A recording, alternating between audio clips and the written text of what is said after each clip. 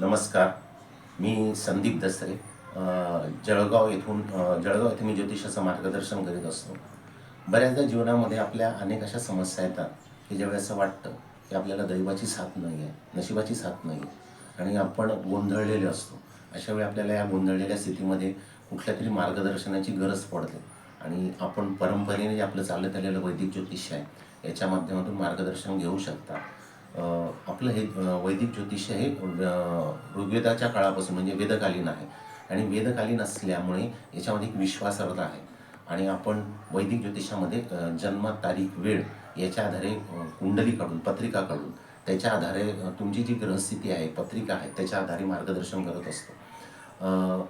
आपल्या जीवनामध्ये ज्या काही वेगवेगळ्या समस्या येतात त्याचं स्वरूप काय असतं तर बऱ्याचदा विवाह न होणं, मुलींचे किंवा मुलांचे विवाह होत नाही आहे, मुलं शिक्षणामध्ये त्यांचं मन नाही आहे, योग्य पद्धती म्हणजे कॉन्सन्ट्रेशन नाही आहे, काही मुलं व्यसनाधीनतेच्या आहारी जातात, काही मुलांचं म्हणजे काही प्रेम प्रकरणं किंवा मुलींचे पण असे काही प्रसंग घडतात. बऱ्याचदा असं पण घडतं की मुलांनी कुठल्या क्षेत्रामध्ये प्रवेश घ्यावा की ज्याच्यामुळे त्यांना चांगलं यश मिळेल, तर याच्याबद्दल आम्ही गोंधळलेलो असतो. परिवारामध्ये अशी समस्या असते की पती पत्नींमध्ये भांडणं होत असतात किंवा सासू सासऱ्यांचं सुनेचं पटत नाही अशी स्थिती पण निर्माण होते.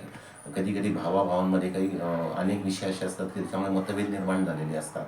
तर अशा या वेगवेगळ्या समस्यांमध्ये आपल्याला मार्गदर्शनाची गरज पडते. आजकाल एक मोठी समस्या आहे की बऱ्याच घरामध्ये अनारोग्य आहे, म्हणजे दवाखान्यांमध्ये जावं लागतं.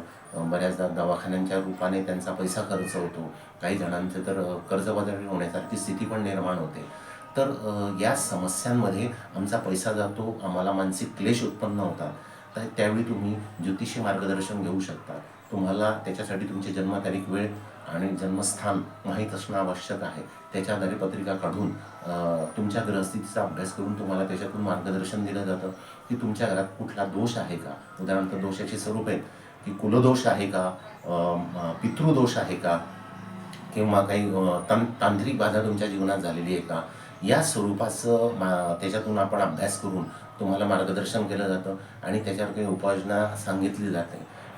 तुम्ही उपाययोजना करू शकत नसाल तर कमीत कमी तुम्ही वैयक्तिक जीवनामध्ये काही उपासना केल्या तर त्याच्यातून सुद्धा तुमच्या जीवनामध्ये उपासनेच्या रूपातून सुद्धा फरक पडू शकतो. तर तुम्ही या मार्गदर्शनासाठी किंवा अशा स्वरूपाच्या मार्गदर्शनासाठी माझ्याशी संपर्क करू शकता. तुम्हाला हे सशुल्क मार्गदर्शन आहे आणि याच्यासाठी माझ्याशी संपर्क करायचा असेल तर जळगावातल्या व्यक्तींनी माझा डिस्क्रिप्शन बॉक्समध्ये नंबर आणि पत्ता दिलेला आहे.